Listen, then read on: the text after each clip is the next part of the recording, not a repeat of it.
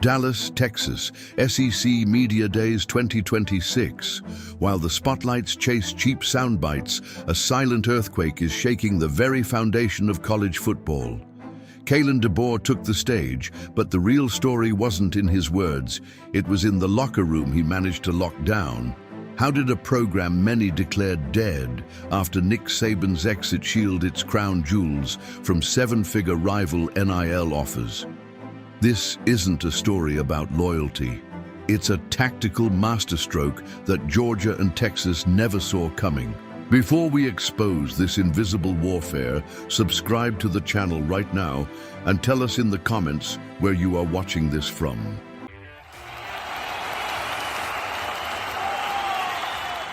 The college football landscape changed forever, not with a rule change, but with a quiet understanding. For months, the national media peddled a single, exhausting narrative.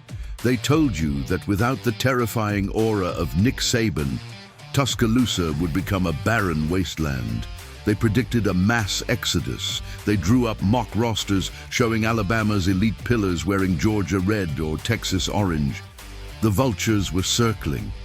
Rival collectives had their checkbooks open, loaded with war chests designed to dismantle a dynasty from the inside out. Millions of dollars were actively dangled in front of young men who suddenly faced a choice: cash out now or trust a new man with a different whistle. Yet, when the spring portal closed, the stampede never happened. The pillars didn't budge. The core of Alabama's future remained firmly rooted in the crimson soil. Why? To the casual fan, it looks like blind devotion. It looks like the magic of a storied helmet decal. But in the modern era of college athletics, blind devotion does not turn down life-altering wealth. There had to be a catalyst, a calculated, highly sophisticated strategy executed in the dark, away from the cameras and the press conferences. To understand this chess match, you have to look at the transfer portal for what it actually is. It is not a simple auction house where the highest bidder wins. It is a psychological marketplace. Rivals like Georgia and Texas have mastered the art of the loud entry. They open their massive vaults, flash big numbers, and buy promises. They rely on the immediate shock value of a massive upfront offer. It is a system built on hype, designed to lure players who are looking for immediate gratification. But Kalen DeBoer understood a fundamental flaw in that model. When you buy a player with a massive upfront check, you establish a transactional relationship.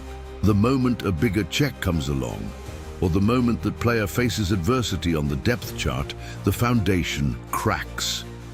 DeBoer didn't want to build a house on shifting sand. Instead, he introduced what insiders are calling the DeBoer equation, a system of selective revenue sharing and long-term asset management. While rival programs were busy buying promises, Alabama began guaranteeing dividends. DeBoer did not look at his players as mere athletes to be compensated. He treated them as partners in a high-yield enterprise. The pitch wasn't just about matching a rival's immediate NIL offer. It was about showing these young men the astronomical difference between short-term cash and long-term market value. Think about it this way. A rival collective offers a sophomore star $2 million to transfer. It sounds life-changing. But DeBoer's team sits that same player down and presents a different set of books. They map out his development, his projected draft position, his off-field brand equity under the Alabama umbrella, and the back-end revenue structures that kick in by staying. They prove mathematically that $2 million today is actually a net loss compared to the compound value of remaining the face of the Crimson Standard. It is financial intelligence warfare waged at the highest level. This brings us to the concept of the cultural lock. This is the invisible fence DeBoer built around Tuscaloosa. It isn't made of strict rules or heavy-handed discipline. It is built on transparency and calculated leverage. In the past, college coaches treated NIL like a taboo subject, a distraction from the game. DeBoer did the opposite. He embraced it, analyzed it, and weaponized it.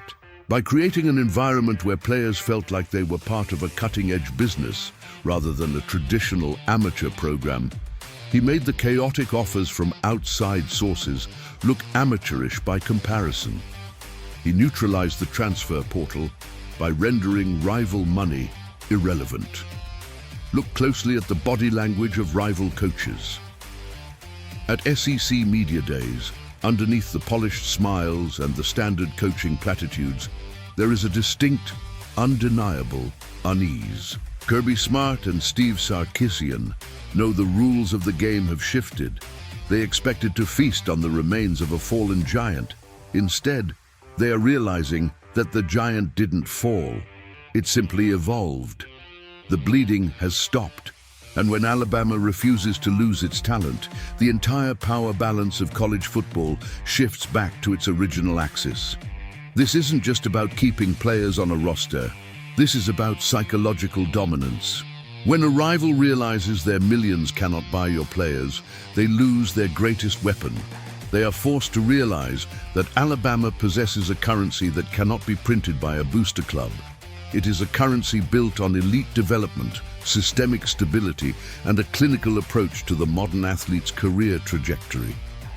Saban built the dynasty on fear, discipline, and a relentless process.